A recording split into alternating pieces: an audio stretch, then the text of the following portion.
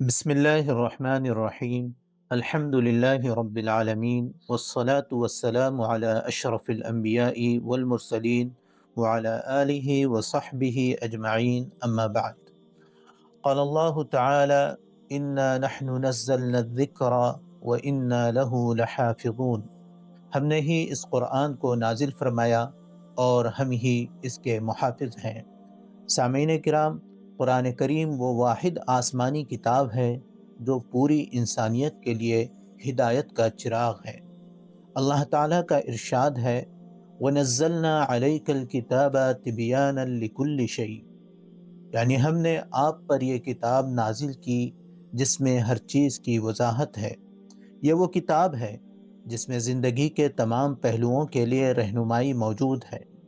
مسلمانوں کی دینی و اخلاقی ترقی کا دار و مدار اسی کتاب سے وابستہ ہے، اور یہ وابستگی اسی وقت پیدا ہوتی ہے جب ہم قرآن کو پڑھیں، سمجھیں اور اس پر عمل کریں۔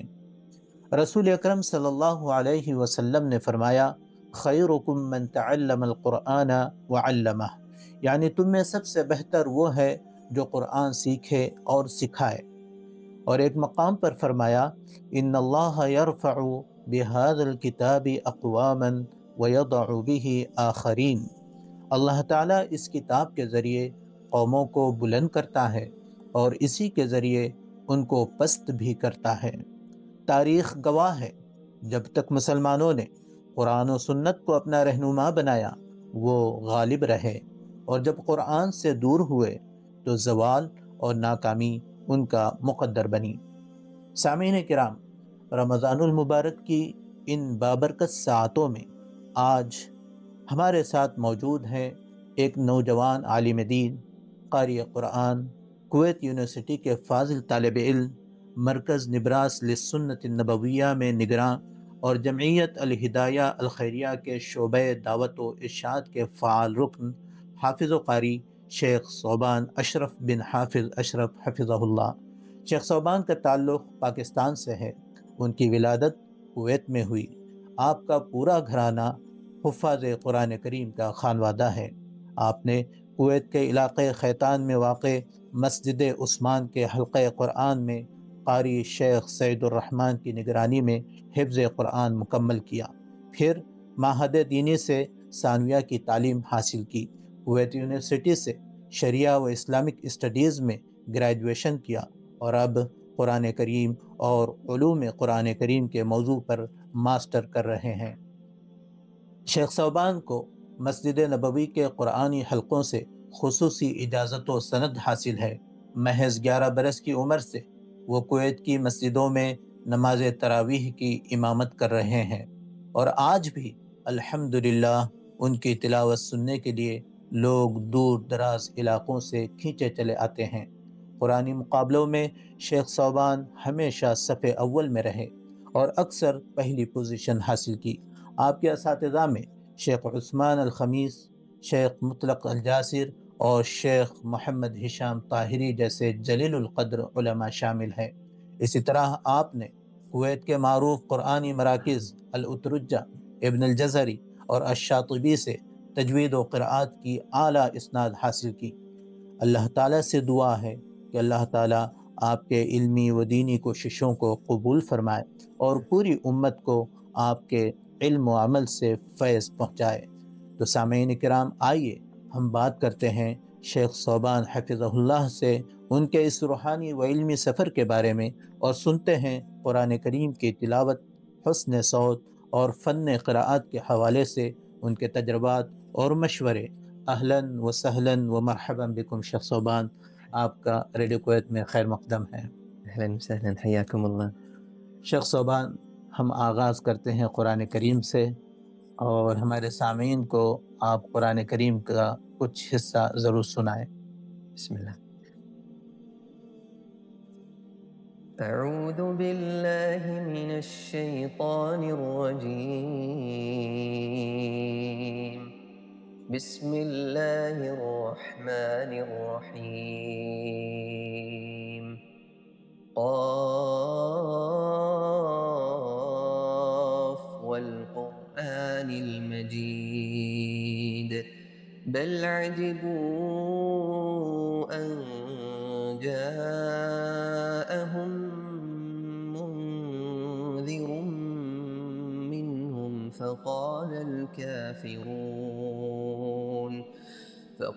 الكافرون هذا شيء عجيب أإذا متنا وكنا ترابا ذلك رجع بعيد قد علمنا ما تنقص الأرض منهم وعندنا كتاب حفيظ بل كذبوا بالحق لما جاءهم فهم في أمر مريج أفلم ينظروا إلى السماء فوقهم كيف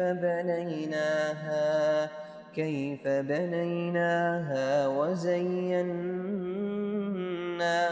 وما لها من فروج والأرض مددناها وألقينا فيها رواسي وأنبتنا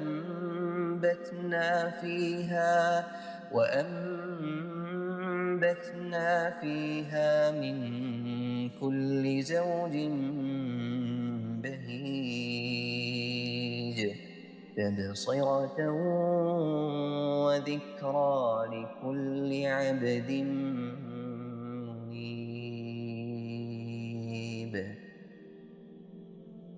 جزاکم اللہ خیر، بارک اللہ فیکم، تبصرۃ و ذکری لکل عبد منیب۔ بے شک قرآن کریم ہر انسان کے لیے ایک ہدایت کا چراغ ہے۔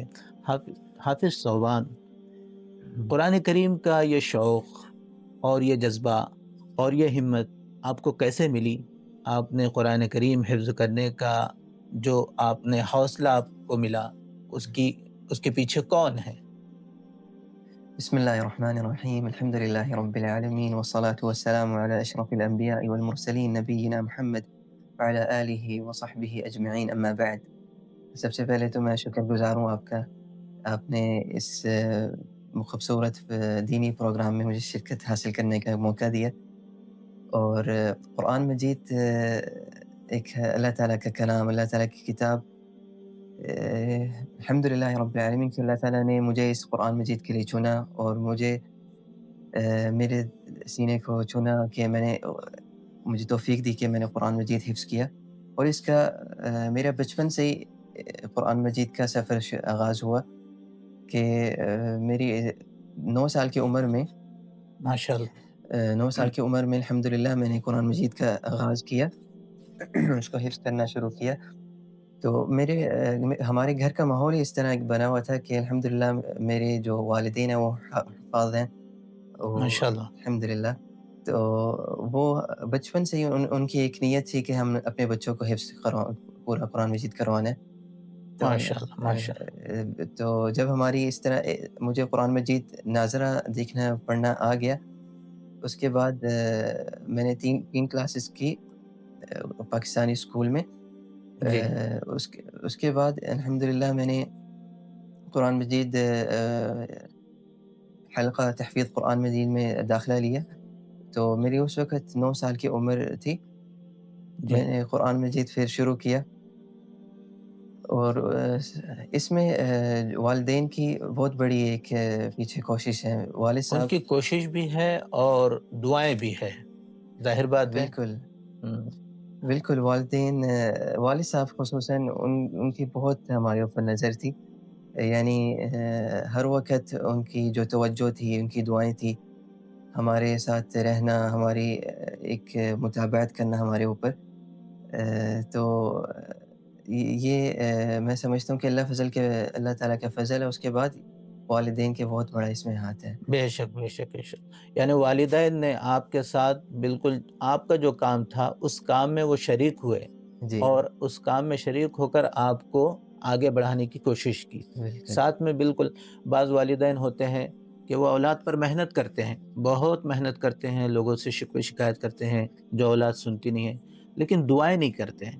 لیکن ہم جی نے آپ کے والد صاحب کو اور آپ کے اہل یعنی فیملی کو دیکھا ہے کہ آپ کے والد صاحب کو جب جب بھی دیکھا ہے تو بہت ساری دعائیں کرتے تھے، بالکل اور اولاد کے لیے ان کی دعائیں قبول ہوئی، اور آج آپ کی شکل میں یہ نتیجہ ہے ماشاءاللہ، اللہ تعالیٰ قبول کرے۔ آمین شیخ صوبان، کویت یونیورسٹی تک جو آپ پہنچے ہیں، اور عام طور پر کویت یونیورسٹی میں جو آپ نے جس شعبے میں آپ کا داخلہ ہے، وہاں تک پہنچنا عام لوگوں کے لیے جو غیر ملکی ہے، خصوصاً بر صغیر کے جو مقیمین ہیں، اسٹوڈنٹس ہیں، ان کے لیے بہت مشکل ہے۔ لیکن الحمدللہ آپ کویت یونیورسٹی کے کلیت القرآن پہنچے، اور اب ماشاءاللہ کلیت القرآن سے ماسٹر بھی کر رہے ہیں۔ تو یہ سفر کیسا رہا، اور اس میں آپ کے لیے کیا کیا رکاوٹیں آئیں، اور کس طرح آپ پہنچے ہیں اس منزل تک؟ یہ سفر بہت پہلے سے شروع تھا، جب میں نے قرآن مجید کا حفظ جی۔ کیا، ہم۔ تو اس کے بعد آہستہ آہستہ مجھے لغہ عربیہ کا ایک شوق پیدا ہو گیا، جی کہ مجھے ایک شوق پیدا ہوا کہ میں نے ایک تو لغہ عربیہ سیکھنی ہے، اور ایک دین اپنا علوم شریعہ یہ نا اس پہ عبور حاصل کرنا ہے۔ تو اس کے بعد ہمارے والد صاحب نے ہمیں قرآن مجید حفظ کرنے کے بعد ساتھ ہی معہد دینی میں ہمیں داخلہ کروا جی، دیا۔ اسکول سے نکال کر آپ کو معہد دینی میں شامل کیا، معہد دینی، ماشاءاللہ۔ اور معہد دینی یہ اسلامک انسٹیٹیوٹ ہے، یہ پورا سکول ہوتا ہے لیکن یہ عربی کی جی شکل میں۔ ہاں ہاں یہ سارے سبجیکٹ، سارے مواد جو ہوتے ہیں وہ ریلیٹڈ ہوتے ہیں اسلامک اسٹڈیز جی یا لغہ عربیہ کے، صرف لغہ عربیہ کے اس میں 5 مواد ہیں، 5 جی سبجیکٹس۔ تو یہاں سے ہماری شروعات ہوئی، کیونکہ آپ کو پتہ ہے کہ عام سا بچہ جو حتیٰ کہ وہ کویت کی پیدائش کا ہو، لیکن جی اس کو لغہ عربیہ کا عبور حاصل نہیں ہوتا جب تک وہ اس کے ماحول میں داخل نہ ہو، بیٹھے نہیں اساتذہ عرب کے پاس۔ تو یہ الحمدللہ اللہ تعالیٰ نے راستہ کھولا کہ ہمارا جب داخلہ ہوا، میں نے وہاں پہ تقریباً 6-7 سال اسکول پڑھا۔ تو میں اکیلا، میں اور میرا بھائی، ہم دونوں اکیلے پاکستانی تھے وہاں پہ۔ ماشاءاللہ تو ماشاءاللہ۔ شروعات میں تو بہت ساری مشکلات کا یعنی اہل سامنا عرب کے کرنا۔ درمیان اہل اردو کے صرف 2 فرد تھے۔ 2 فرد تھے۔ جی تو پہلے دن تو میں عربی اسکول گیا وہاں پہ، تو واپس آیا تو میں تو روتا ہوا آیا بابا کے پاس اپنے۔ جی میں نے کہا کہ یہ بہت اونچا کام ہے، ہم لوگ یہاں نہیں پڑھ سکتے۔ لیکن وہی جیسے کہتے ہیں نا، قرآن کی برکات ہے، قرآن آپ کے لیے بہت آسان کر دیتا ہے۔ بے جس شک، کے سینے میں قرآن ہوتا ہے، اللہ تعالیٰ اس کے لیے بہت سارے راستے راستے کھول آسان دیتا ہے اللہ کھول دیتا ہے، تعالیٰ۔ آسان کر دیتا ہے۔ بالکل۔ اس میں سے ایک لغہ عربی اللہ تعالیٰ نے بہت وقت کے ساتھ ساتھ الحمدللہ کہ اسی اسکول میں اللہ کا شکر ہے کہ میں آہستہ آہستہ وہاں پڑھتے پڑھتے سیکھتے سیکھتے وہاں ہی میں نے ٹاپ کیا۔ ماشاءاللہ۔ ایف اے تک، 12ویں کلاس تک میں نے وہاں پہ پڑھا، اور الحمدللہ وہاں پہ ٹاپ کر کے پھر مجھے اللہ تعالیٰ نے موقع دیا، اسکالرشپ مجھے کویت یونیورسٹی میں مل گئی۔ ماشاء نمبرز میرے الحمدللہ 100 میں سے 98.5 آئے تھے، تو اس ماشاءاللہ۔ کے بنا پہ کویت یونیورسٹی نے مجھے اسکالرشپ دی۔ تو اس کے بعد میرا داخلہ ہوا قسم تفسیر والحدیث میں، بیچلر میں۔ وہاں کی میں نے اپنی پڑھائی مکمل کی 4 سال کی قسم تفسیر والحدیث کے شعبے میں۔ اس کے بعد قسم تفسیر والحدیث جو شعبہ ہے، تو اس میں کیا مضامین ہوتے ہیں؟ ویسے جو بھی کلیت شریعہ میں داخل ہوتا ہے، اس کو سارے مضامین جو متعلق ہیں شریعہ کے، سارے پڑھائے جاتے ہیں۔ اس مثلاً؟ مثلاً قرآن کے 6 قرآن مجید کے 6 پارے حفظ کروائے جاتے ہیں۔ اس کے ساتھ تجوید کا ایک پورا کورس ہوتا ہے، 4 سال میں تقسیم جی۔ کیا جاتا ہے۔ اسی طرح سیرت کی کتب پڑھائی جاتی ہیں۔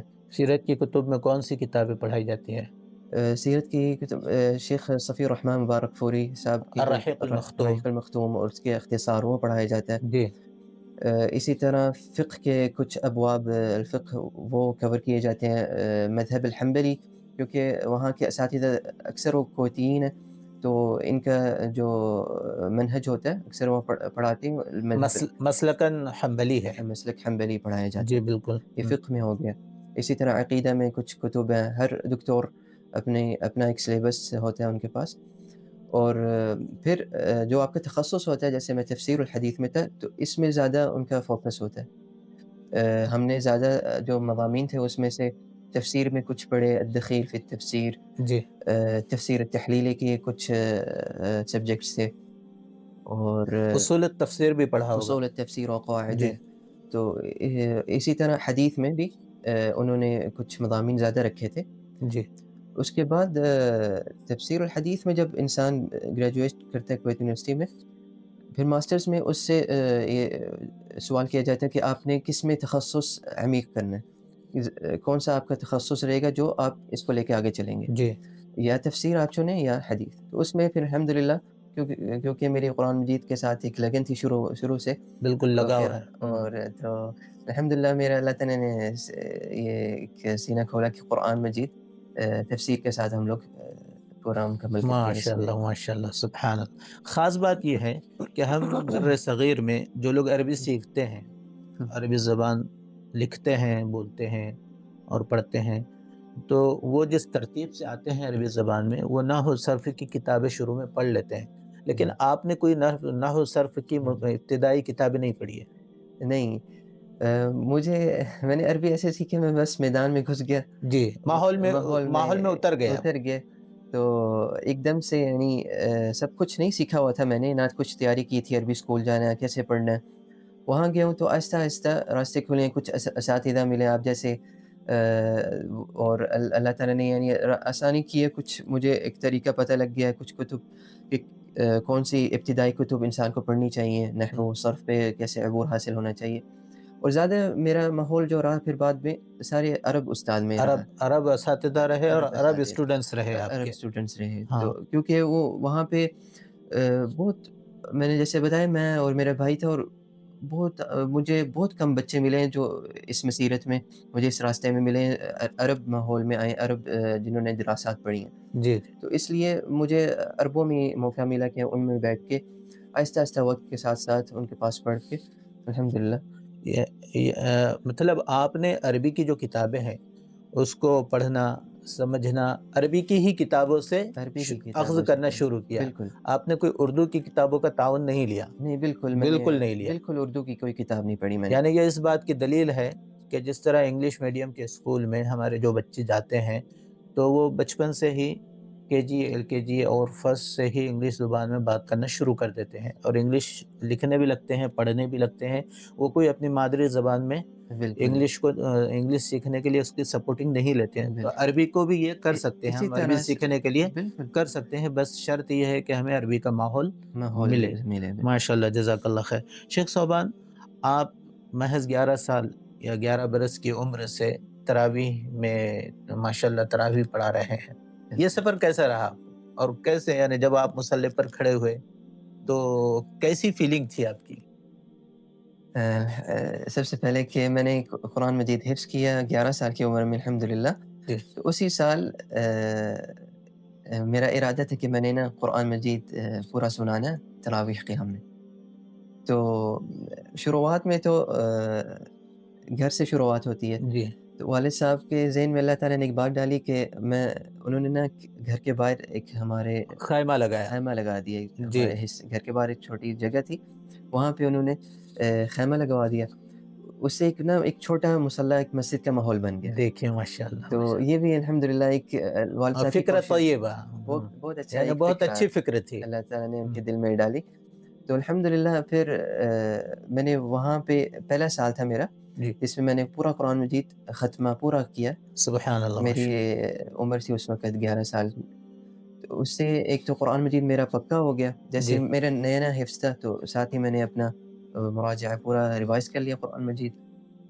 اور دوسرا کہ اللہ تعالیٰ نے مجھے اس سے نا ایک میرا خوف نکل گیا تھا بیش ماشاءاللہ. کہ ایک امامت ایک بہت بڑی ایک کیا نام ہے ایک ہیبت کی جگہ ہوتی ہے محراب، کہ یہ اللہ تعالیٰ ایک توفیق ہوتی ہے کہ اللہ تعالیٰ آپ کو اس جگہ ایک بعض لوگ موقع دے. سمجھتے ہیں کہ وہاں پر جو محراب میں کھڑا ہوتا ہے وہ لوگوں سے ڈر رہا ہے، لیکن حقیقت میں یہ ہوتا ہے کہ اللہ تعالیٰ کے سامنے بالکل امام کھڑا ہوتا ہے اور وہ اللہ کے کلام کو بالکل پڑھتا ہے، تو وہ اللہ تعالیٰ کی طرف سے اس پر ایک ہیبت طاری رہتی ہیبت ہے. ایک عجیب سی کیفیت ہوتی ہے. بالکل تو یہ ایک آسان کام نہیں ہے، اللہ تعالیٰ اگر آسان نہ کرے تو وہ ناممکن ہے. ناممکن ہے. بالکل. ناممکن. تو الحمدللہ پھر اللہ تعالیٰ نے مجھے بہت آسانی دی. میں نے شروعات میں الحمدللہ مجھے آہستہ آہستہ پریکٹس ہوگی اور پورا قرآن مجید میں نے اس میں اختتام کیا۔ ماشاء اللہ۔ تراویح کے لیے جب آپ گزشتہ کئی برسوں سے آپ تراویح پڑھا رہے ہیں شیخ صوبان، تو اس میں کوئی الگ کوئی پریکٹس کی کوئی الگ طریقہ کوئی ہے، یا پھر بس ایک عام طور پر آپ قرآن کریم کی تلاوت کر دیتے ہیں اور تراویح کے لیے پہنچ جاتے ہیں؟ اس میں یہی ہے کہ انسان شروعات میں اپنے گھر والوں کو امامت کروانا شروع کرے، اچھا یا سب سے پہلے اپنے انفرادی طور پہ اونچی آواز سے اگر وہ پڑھ سکتا ہے، جیسے نوافل نماز سے پہلے، نماز کے بعد میں، یا قیام اللیل میں انسان علیحدگی میں ہو کے قرآن مجید اونچی آواز سے پڑھے۔ یہ جی، شروعات میں ایک مشق ہو سکتی ہے عام بچے کے لیے۔ ہاں ہاں جو انسان اونچی آواز سے جب وہ پڑھتا ہے تو اس کا وہ خوف نکلتا ہے، اس کو ایک طریقہ ملتا ہے پڑھنے کا، ایک سمجھ آتی ہے کیفیت کیسے میں نے پڑھنا ہے۔ پھر آہستہ آہستہ اپنے گھر والوں کو، اپنے والدین کے سامنے، اپنے بہن بھائیوں کو امامت کروانی شروع کرے چھوٹی عمر میں۔ اس کے بعد آہستہ مصلی میں جائے، پھر اللہ تعالیٰ اس کے لیے آسانی کرے تو وہ مساجد میں ایک امامت کرنے مثلا کی۔ آج آپ کو آدھا پارہ قرآن کریم کی تلاوت کرنی ہے تراویح میں، تو وہ آدھے پارے کی آپ نے تیاری کس طرح کی ہے؟ وہ تو یاد ہے آپ کو، یاد ہے، لیکن اس کے لیے ایک یاد ہوئی چیز کو بھی آپ کے لیے پہلے سے تیار رہنے کی بالکل۔ ضرورت ہوتی ہے۔ اس میں یہ ہے کہ آپ تکرار کریں اس کو، اچھا تکرار کریں، اونچی آواز سے پڑھیں، اور یا کوئی آپ کو اگر کوئی ساتھی ملتا ہے یا اپنی کوئی گھر والے میں سے کسی کو آپ اونچی آواز سے کسی کو سنا دیں، جی 1 دفعہ 2 دفعہ، تو اس سے آپ کی جو غلطیاں وہ نکل آتی ہیں، اور آپ کو ایک خوف آپ کا ایک دل سے نکل جاتا نکل جاتا ہے۔ بہت سارے حفاظ، خصوصاً ہمارے پاس یہاں تو کویت وغیرہ میں، خلیجی ممالک میں پورا قرآن کریم تراویح میں سنانے کی اتنی روایت نہیں ہے۔ بعض مساجد میں ماشاءاللہ پورا قرآن کریم ہوتا ہے، لیکن ہمارے پاس بر صغیر کے ممالک میں قرآن کریم مکمل تراویح میں سننے اور سنانے کی ایک روایت ہے، اور ماشاءاللہ اللہ تعالیٰ قبول کرے ہے۔ حفاظ کرام کی ان کوششوں کو۔ آمین۔ لیکن بعض حفاظ کرام تراویح میں کتنا بھی انہیں اچھے سے اچھا پختہ یاد ہو قرآن کریم، وہ بھولنے لگ جاتے ہیں، کچھ آیت چھوٹ جی، جاتی ہے، یا پھر ان کو متشابہت لگ جاتی ہے۔ تو بعض جو مصلی ہوتے ہیں، بعض لوگ جو نماز پڑھنے والے، تو وہ ان کی اس خطا کو، غلطی کو یا تو عیب سمجھتے ہیں، یا پھر حافظ قرآن کریم کی وہ کمزوری سمجھتے ہیں۔ تو یہ کس حد تک یہ درست ہے لوگوں؟ نہیں، سب سے پہلے تو ہمیں یہ سمجھنا چاہیے کہ قرآن مجید میں غلطی کرنا کوئی عیب نہیں ہے۔ عیب نہیں ہے، بے شک۔ کیونکہ یہ بات عام لوگوں میں شاید یہ اس طرح غلط سمجھا جاتا ہے، لیکن یہ قرآن میں بالکل ایک امر طبیعی ہے، ایک نارمل بات ہے۔ خصوصاً عالم عرب کے جو اساتذہ ہے قراء، بالکل، جیسے آپ دیکھ لیں ائمۃ الحرم، جی اگر آپ لائیو ان کو دیکھتے ہیں، ائمۃ مساجد الکویت میں، مسجد الکبیر یا کوئی بھی مساجد، بڑے سے بڑا قاری ہو، ایک قرآن مجید کو حفظ کرنا اور اس میں اگر انسان کی غلطی ہو جاتی ہے، یہ اس میں کوئی عیب نہیں ہے، عیب نہیں ہے، اور بالکل نہ ہی حافظ قرآن کی کمزوری ہے، کمزوری ہے، بلکہ یہ وقت کا تقاضا ہے، اور اس پر جو پریشر ہے اور اس کو جو بالکل توجہ دینی ہے بالکل۔ حافظ ایک تو آپ قرآن کو۔ زبانی انسان پڑھ رہا ہے قرآن مجید، اوپر سے آپ نماز میں پڑھنا ایک علیحدہ اس کی کیفیت نماز ہوتی میں پڑھنا ایک علیحدہ کیفیت، بالکل جی، ماشاء اللہ، بارک اللہ فیکم۔ اچھا شیخ صوبان، قرآن کریم جن لوگوں نے 1 پارہ 2 پارے یا پورا قرآن کریم حفظ کر رکھا ہے، تو وہ اپنا اس حفظ کا مراجعہ یا دور کس طرح کریں، یا کیا طریقہ ہے آسان سے آسان؟ میں نے جب قرآن مجید حفظ کیا اس کے بعد میرا یہ طریقہ تھا کہ روز کے روز میرا ایک ورد تھا، جی میں دن میں 3 پارے کی مشق کرتا تھا، ماشاء اللہ، مراجعہ اپنا قرآن مجید، تاکہ جو بھی حافظ ہے یا جس نے کم پارے بھی حفظ کیا، اس کو اپنے جو محفوظ ہے، جو جتنے بھی اس نے اپنے 1 پارہ کیا ہے، 5 کیے ہیں یا پورا قرآن مجید کیا، اس کو اپنے محفوظ سے 10 دن میں گزرنا لازمی ہے، یہ نصیحت کی جاتی ہے۔ اچھا کہ مثال ماشاء کے طور پہ اگر آپ کے 5 پارے حفظ ہیں، تو آپ کے لیے روز کے روز آدھا پارہ لازمی ہے، تاکہ آپ 10 دنوں میں آپ پورا مراجعہ گزریں اپنے محفوظ سے۔ ماشاء اب جو پورا قرآن جس نے حفظ کیا ہوا ہے، اس کے لیے یہی ہے کہ وہ 3 پارے روز کے اپنے ایک روٹین میں لائے۔ یومیہ 3 پارے رو روزانہ پڑھے ہم۔ اس سے ایک انسان کی تکرار، ہمیشہ یہ نصیحت کی جاتی ہے کہ آپ کو کوئی بھی چیز پہ عبور حاصل کرنا ہے تو تعاہد القرآن، جیسے نبی صلی اللہ علیہ وسلم نے فرمایا کہ تعاہد القرآن، قرآن مجید کو پکڑ کے رکھو، اس کا مراجعہ تکرار کرتے رہو بار بار. تو یہ اور ایک حفظ قرآن سے متعلق حدیث ہے بھول جانے کی، وہ اونٹ سے متعلق کچھ ہے. فوالذی نفسی بیدہ فہو اشد تفلتا من الابل فی عقولها. جی کہ قرآن مجید کی مثال دی ہے بھولنے کی، جیسے کہ ایک اونٹ کو باندھا ہوتا ہے اور اگر کھول دیا جائے تو کیسے وہ بھاگ جاتا بھاگ جاتا ہے. ہے، بھاگ جاتے. ویسے ہی قرآن مجید بھی اگر آپ چھوڑ دیں ایک ہفتہ، ایک مہینہ اگر آپ بالکل پڑھنا چھوڑ پڑھنا دے، چھوڑ دیں مراجعہ کرنا چھوڑ دے تو وہ آپ سے نکل جائے گا. نکل جاتا ہے. تو اس لیے قرآن مجید کے لیے لازمی ہے حفظ کرنا. ہر بندہ حفظ کر لیتا ہے. کتنے ہم نے حفاظ دیکھے ہیں، اور یہ مجھے سوچ کے ایک درد ہوتا ہے کہ ہمارے حلقے میں اگر آپ دیکھ لیں ہم لوگ 100 بچے تھے. جی تو اس کے بعد اگر دیکھا جائے کون مکمل کرتا ہے اس کو، اپنے راستے کو کون اس کو پکڑ کے رکھتا ہے. جی تو یہ اصل امتحان ہوتا ہے حافظ کے لیے، کہ اس کو اپنی زندگی کے لیے ایک پورا ایک راستہ سمجھ لے، وقف کرنا ہے وقف اسے. کر لے. زندگی کا ایک وقت قرآن کریم کے لیے اگر آپ نے حفظ کیا ہے تو وقف کرنا ہے آپ کو، بالکل تاکہ یہ قرآن کریم آپ کے دل میں، سینے میں ہمیشہ کے لیے محفوظ رہے. شیخ صوبان، بعض جو عام لوگ ہوتے ہیں آج کل، کیونکہ یوٹیوب کا زمانہ ہے، فیس بک کا زمانہ ہے، اور بہت ساری ٹیکنالوجی کی آسانیاں، بہت ساری آسانیاں ہیں، تو اس وجہ سے ہر کوئی قرآن کریم کے بڑے سے بڑے قاری کو، مشہور قاری کو سن رہا ہے یا سن سکتا ہے. اور بعض جو احباب ہیں وہ بڑے شوقین ہوتے ہیں، اللہ تعالیٰ انہیں قبول کرے، کہ وہ قرآن کریم کو سنتے ہیں، ماشاءاللہ بالکل. سنتے ہیں، اور اسی طرح نقل کر کے پڑھنے کی کوشش کرتے ہیں. تو آج کل یہ ہو رہا ہے کہ بعض نوجوان ماشاءاللہ سن رہے ہیں، یہ اچھی چیز ہے، ان کی سن رہے ہیں اور اس کی نقل کر رہے ہیں، لیکن نقل کے دوران بہت ساری غلطیاں ہوتی ہیں. جیسے ہم آج کل مساجد میں، کیونکہ کویت میں مساجد میں جماعت ثانی ہوتی ہے، جماعت ثالث ہو جاتی ہے، تو کوئی بھی نوجوان آگے بڑھ جاتا ہے اور امامت کرتا ہے. یہ اچھی چیز ہے، اللہ قبول کرے، لیکن ان سے غلطیاں ہو جاتی ہے قرأت قرآن کے دوران، کیونکہ اس نے صرف سنا ہے. تو اس سلسلے میں آپ کیا کہیں گے؟ کیا ان لوگوں کو مشورہ دیں گے آپ؟ قرآن مجید کوئی عام کلام نہیں ہے. بے شک. کوئی عام کلام یا کوئی گانے کی طرح آپ کسی کو سن کے اس کی نقل اس طرح نقل کرنا یہ کافی نہیں ہے. اور یہ اس سے آپ اوپر کا ایک ڈیزائن لے لیتے ہیں، لیکن آپ اس کی اصلیت جو حقیقت ہے قرآن پڑھنے کا طریقہ وہ آپ کو حاصل نہیں ہوتا. اور یہ قرآن مجید حاصل کرنا یہ سنہ متبع ہے، کہ آپ اپنے شیخ سے حاصل کرتے ہیں، شیخ نے اپنے شیخ سے، یہاں تک کہ صحابہ تک پہنچتا ہے شجرہ. یہ سینہ بسینہ منتقل ہوا ہے، نہ کہ مشینوں کے ذریعے منتقل ہوا. بالکل. انسان سے انسان کو منتقل ہوا ہے قرآن. جی. اور ہرگز ایسے نہیں ہو سکتا کہ آپ نے ایک آواز کلپ کے تھرو سن لی، یا سوشل میڈیا پہ آپ کو آواز کسی قاری کی پسند آئی اور آپ نے کوشش کی اور گھر بیٹھے بیٹھے آپ ایک قاری بن گئے. تو یہ غلط طریقہ ہے. بالکل آپ سنیں، آپ بالکل بار بار سنیں، اور یہ بہت اچھی بات ہے، آپ کو اس چیز کا اجر ملے گا. لیکن اس کو ایک دم سے آپ اب سمجھنا کہ اب میں تیار ہو گیا ہوں، میں ہی معلم بن گیا ہوں، میں گھر. ہی مشاری الفاظ بن گیا ہوں. تو یہ چیز غلط ہے. آپ کو لازمی اس کے لیے اپنا ایک کوئی معلم چننا ہوگا. بالکل، جو آپ کو رہنمائی کرے آپ کی. اور قرآن مجید جیسے ہوتا ہے، قرآن مجید میں صرف آواز نہیں ہوتی، جی. اس میں کچھ اصول و قواعد ہوتے ہیں، اس کو آپ کو پہلے حاصل کر کے سیکھ کے پھر آپ آواز ایک ثانی درجہ اس کو پھر آپ حاصل کریں.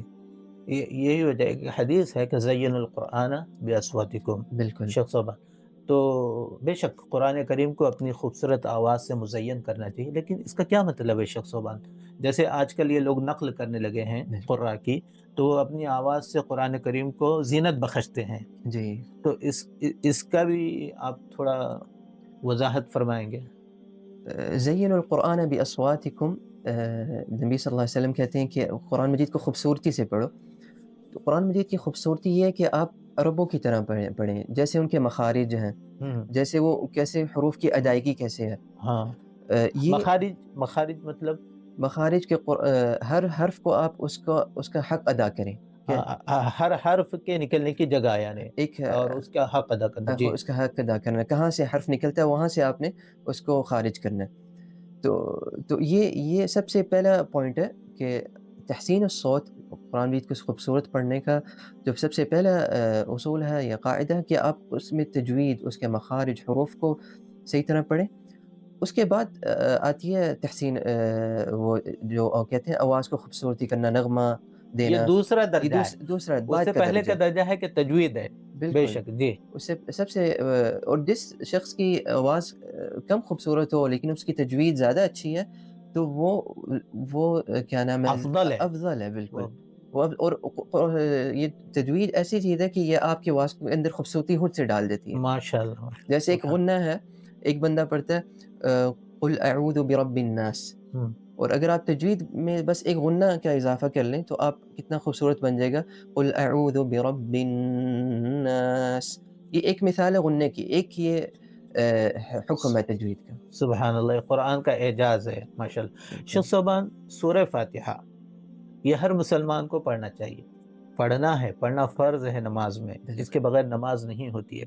جب سورہ فاتحہ کے بغیر نماز نہیں ہوتی ہے تو سورہ فاتحہ کی تصحیح درست طریقے سے پڑھنا کتنا ضروری ہے۔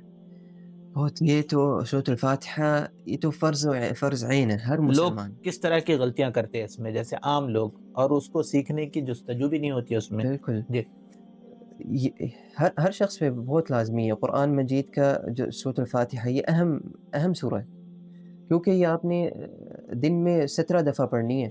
ماشاء اللہ سبحان اللہ۔ ہر نماز کی ہر رکعت میں آپ پہ فرض ہے۔ آپ نے اگر نبی صلی اللہ علیہ وسلم جیسے صلی فرماتے ہیں کہ لا صلاۃ لمن لم یقرأ بفاتحة الکتاب، کہ اس شخص کی نماز ہی نہیں ہے جس نے فاتحہ نہیں پڑھی۔ تو اگر آپ کی سورۃ الفاتحہ میں اگر ایک حرف بھی کم ہو گیا، ایک شدہ بھی کم ہوگی، تو اس کا مطلب کہ آپ نے پورا سورۃ الفاتحہ صحیح نہیں پڑھی، اس کی بنا پہ آپ کی نماز ہی صحیح نہیں ہے۔ صحیح نہیں ہے۔ میں نے پڑھا ہے کہ امام احمد بن حنبل اور دیگر اسلاف میں بڑے علماء جب کسی کے پیچھے نماز پڑھتے تھے اور اس کی سورہ فاتحہ انہیں سورہ فاتحہ میں انہیں کوئی خطا، کوئی غلطی لگتی تھی تو وہ نماز چھوڑ کر نکل جاتے تھے۔ اتنا خطرے کی بات ہے۔ خطرے کی بات۔ سورۃ الفاتحہ میں یعنی کون سی عموماً غلطیاں ہوتی ہے؟ سورۃ الفاتحہ میں جیسے کہ کسی حرف کو زیادہ لمبا کر دینا، جیسے مثال کے طور پہ ایاک نعبد و ایاک نستعین، یہ صحیح آیت ہے۔ کچھ لوگ پڑھ لیتے ہیں ایاک نعبد و ایاک نستعین، تو دال کو مد دے دیتے ہیں جیسے کہ اس کے بعد واو ہے۔